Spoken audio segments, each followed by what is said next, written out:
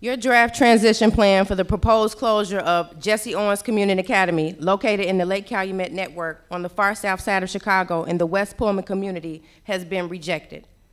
Jesse Owens is stated as being 68% underutilized, while Gompers is 55% utilized. The requirement to get removed from this list was 70%, and Jesse Owens is closer to this requirement than Gompers, yet Gompers is still being kept open. In the letter that I received from Dr. Burnett, I hear and I read the words grade alignment. They're offering less than a K through 8 education individually, shared attendance boundaries, transition from a lower performing school to an increased academic performing school. But Jesse Owens is a school that serves pre-K to 3rd grade, and Gompers is a school that serves students from 4th to 8th. So how can you compare student achievement between pre-K and 3rd graders to 4th through 8th graders? We have assets in our building. We have a library already. We already have air conditioning. We have 2 pre-K programs. We already have a science, tech, and math lab. We have a full-day science teacher. We have after-school programs that include homework help, visual arts, yoga, cheerleading, and basketball to supplement what we can't implement in the school day. We also have revitalized new leadership this year. Our principal has a PhD in curriculum instruction and a master's in early childhood education with 29 years of experience. Our assistant principal has 8 years as a 3rd grade teacher, 2 years as an adjunct professor for Dominican University teaching new teachers math methods, and she provides professional development focusing on math across the city. Lastly, our lead literacy teacher is now the REACH evaluation coach for the city. I'm a product of CPS. I graduated from Polk Classical School. I went through Morgan Park's junior high program and high school program. I've been a licensed practical nurse due to the Chicago Public Schools practical nursing program for 15 years. Ms. Griffin, excuse me, can you please conclude? I am 1 semester away from getting my type 9 in chemistry so I could be a high school chemistry teacher in CPS. I'm leaving a job for one that will not, I'm leaving one job for one that might not be waiting for me. Will you snatch my job from under me like you are snatching the schools from underneath our students? I want to see CPS's lesson plans that you have on file that will implement these changes that you think will occur from May to September. It's impossible. Do not close Jesse Owens Community Academy. Thank you, Ms. Griffin. Our next speaker then, speaker 53, Mary Rattler, please. Good afternoon. I'm an active parent. I am also a volunteer at Jesse Owens School. I'm also on the LSC board. Ronnie Emanuel stated this past Good Friday, that he was keeping the school with shortfall for the year is injustice. I agree. Jesse Owens does not fit in that category. As you see before, you have a list of the ISEP test. In 2010, Jesse Owens met the standards in reading with 74%. In math, they met the standards 84%. In 2011, 61%. In math, 87%. 2012, 43%, 73% in math. I urge you to reevaluate your looking, and please keep Jesse Owens open for our school, for our kids. Thank you. Thank you. Our next speaker, please, speaker number 38, Danielle Pate Horton, followed by speaker 39, Jesus Campuzano, and then followed by speaker 42, Sharon Tyler, followed by speaker 43, Nelson Sosa, and then speaker number 44, George Smith, please. Today I come to you. When Rob Emanuel said no more negotiation, why are we having these hearings and trial? I'm a parent of a child that goes to Marconi Community Academy. I'm the local school council president of that school. And I say to you all this morning, I'm like the rest of the people. I feel that you all have made up you all's mind and you're not listening to us.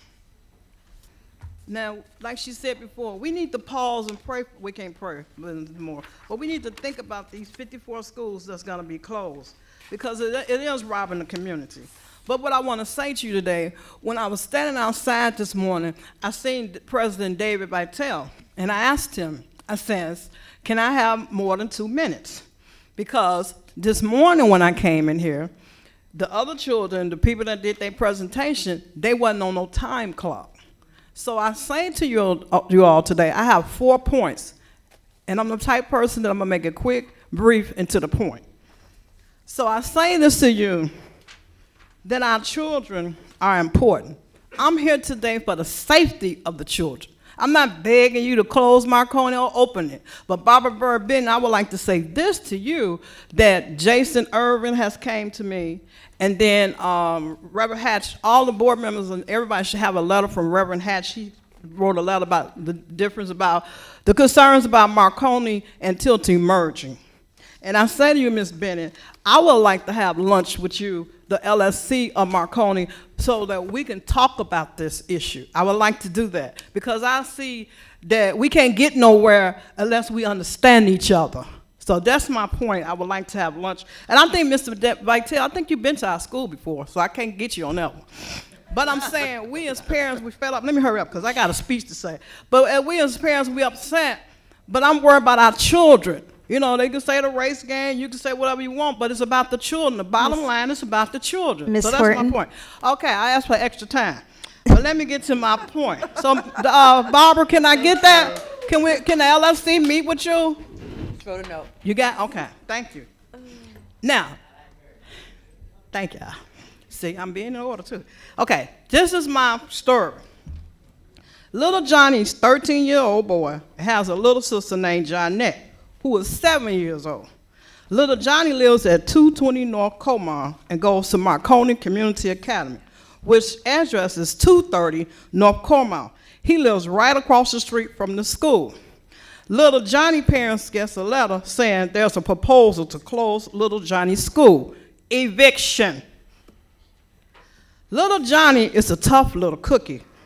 One morning, little Johnny woke up late for school, 10:30 a.m. We have children coming to Marconi at 10 o'clock, 10:30, 11 o'clock, late. That's not the board's fault. Truant officers they need back in the school system. School starts at 8:45. He and his little sister, Johnette, starts getting ready for school. Now it's 10:45 a.m. Ms. Horton. They leave, he gave me some extra time. They leave out of these houses to walk to school. They do not see any parent patrol or safety pastures. Little Johnny and his sister starts walking down Comar to Maypole. Before they get to the corner, there's an abandoned building, Maypole and Kilbourne. There are over 200 sex offenders registered in the 60624 zip code. They walk to the next block, which is Costner, Gang Turf. Little Johnny is on the west side of Costner. Remember, Little Johnny is 13 years old, and the other side is a different gang, east of Costner. Thank you, Ms. Horton. Our next speaker, please. Little Johnny looks down the street. Before him, I'm finished. His little sister were to walk across the street. One of the gang niggas have been beating Johnny for a whole month, trying to get Johnny to get the gang, to join the gang. But remember, Johnny was a tough cookie. He took the beatings. But this time, in the middle of the block, there were 3 gangbangers waiting on Johnny. Johnny took his little sister, Johnette, who's only 7, by the hand, and they sat on the curb and played patty cake. Thank y'all. Thank you, Ms. Horton. Our next speaker, please, Jesus Campuzano.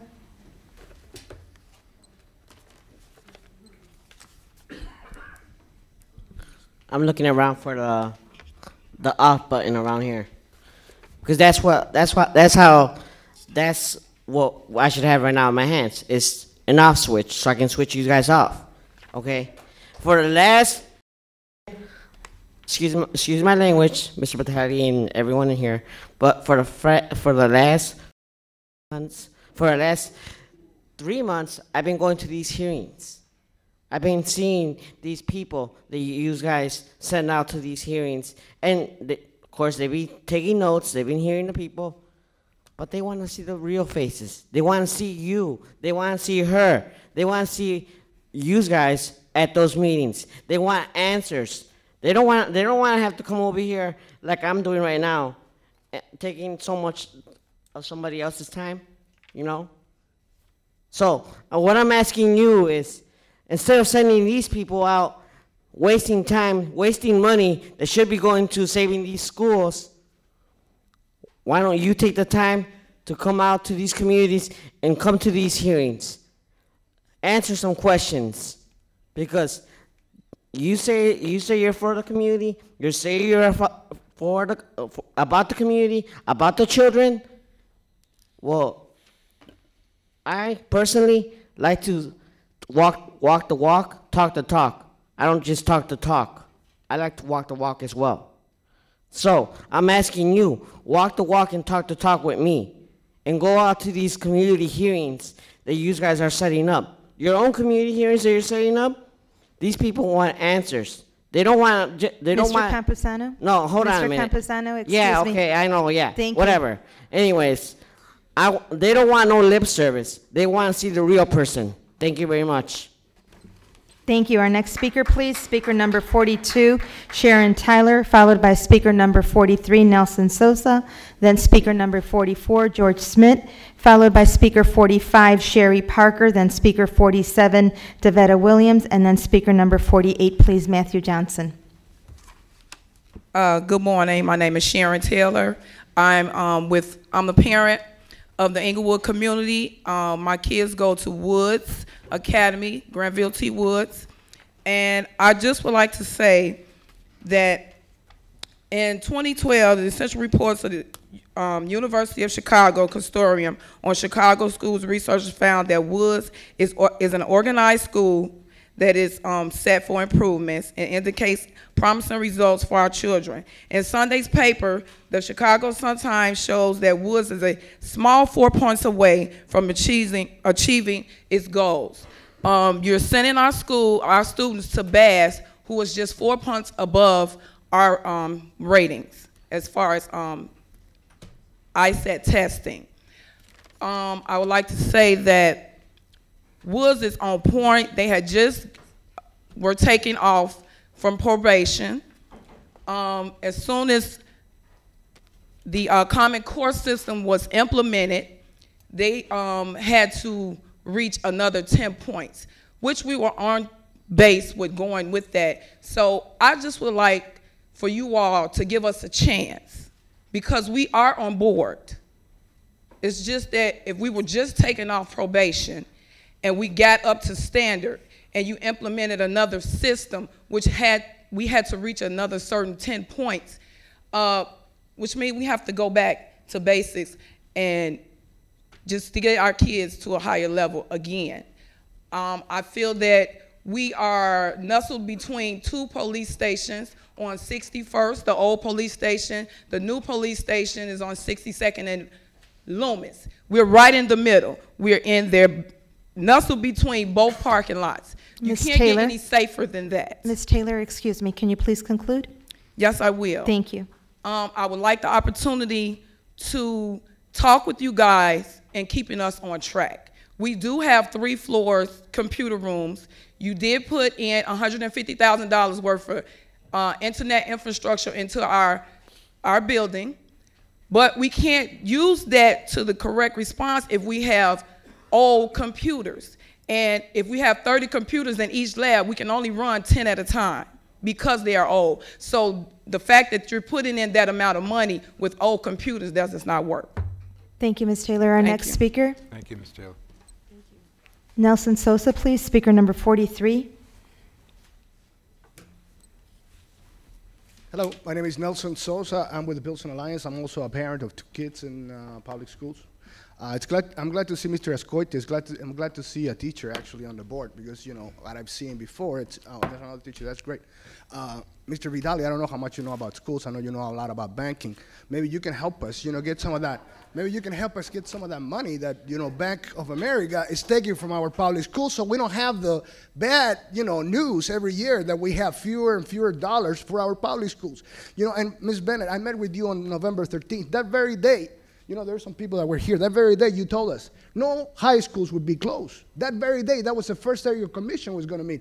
And then you come in the paper 2 months later saying that I'm accepting the recommendation. You remember the meeting? I don't, maybe you don't. But, you know, you said, I'm accepting the recommendation and we're not closing any high school. So my question is, how do you know 2 months earlier, the first day that your commission was meeting, that no schools were going to be closed? You know, and why do you have to create a whole new committee when the Senate in the state of Illinois already had a commission working for 3 years? It's hard to believe that this is a real process when you have the Commercial Club of Chicago, the people that have been removing blacks, Latinos, are in this city when they have been segregating us, building buildings, tall buildings for us, and then getting rid of those buildings where they didn't want us anymore. 200,000 people, black people, have left this city in the last 10 years. In Pilsen, 10,000 Mexican people have left Pilsen. That is the real reason why this is happening. The Commercial Club of Chicago have been thinking about how do we get the 1% back into downtown. And this is one of the best ways they can do it. Take away our schools and we can be here any longer. So, I'm here to say, what? I'm going to be, I'm of course, I have one ethnicity, but I want to tell you today, I'm Chinese, I am black, I am Cuban, I am Chilean, I am whatever you want to say, because we're going to defend public schools. It's something that doesn't belong to one person, depends to the people. We all pay for it, and we're going to defend it with everything we have. Thank you, Mr. Sosa. Our next speaker, speaker number 44, please, George Schmidt, followed by speaker 45, Sherry Parker. Last call for George Schmidt.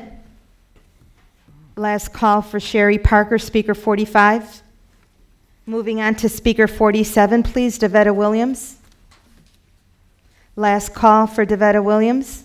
Moving on to speaker 48, Matthew Johnson. Devetta Williams is here, speaker 47, please. Good afternoon. I'm a parent with 5 children in Chicago Public Schools, and I represent the organization of Black Star and Cause. Ms. Williams, could you speak into the microphone, please? I said I'm a parent with 5 children in Chicago Public Schools, and I represent the organizations of Black Star and Cause. And we do not oppose closing failing schools. What we have a problem with is the manner in which it's being done. In the last 10 years, we've lost nearly 10,000 African American teachers, and these are teachers with 25 and 30 years of superior performance. Now they're being E3'd and deemed incompetent. Since you choose to operate like a corporation, why don't you at least have the decency to offer them a buyout? And while I respect Dr. Bird Bennett's comments that she takes offense at the accusations of racism, I don't see how else it can be viewed. Of the 100 schools that were closed in the last year, every one of them, with the exception of one, was in the African American community and affected predominantly African American teachers. And with this round of closing, we have the same situation. After this round of closing, African American teacher population will be down to around 7%. And even in the schools the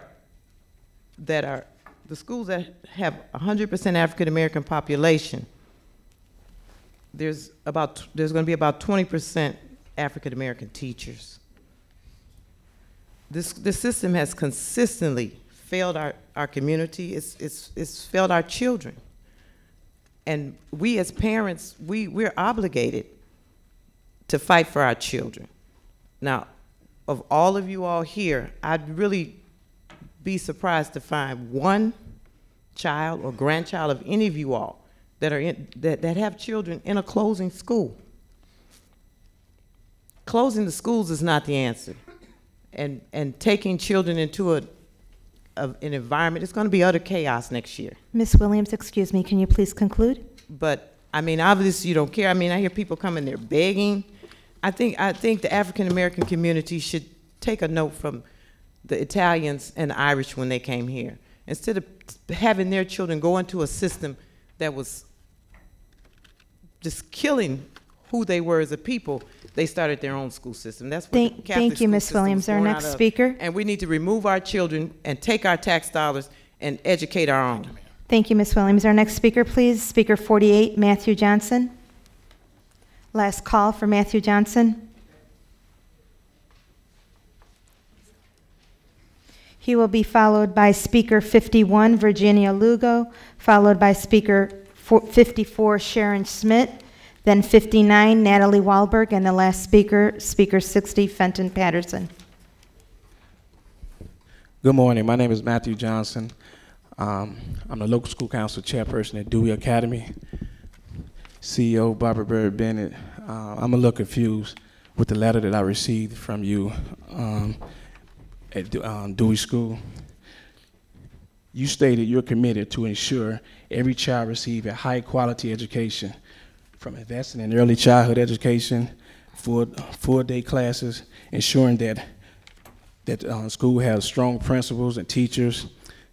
Ms. Bennett, Dewey School, our council, I don't know what happened to the process, but to my knowledge, the Illinois School Code still honor local school councils. Where were we at in this whole process? We still have local school councils.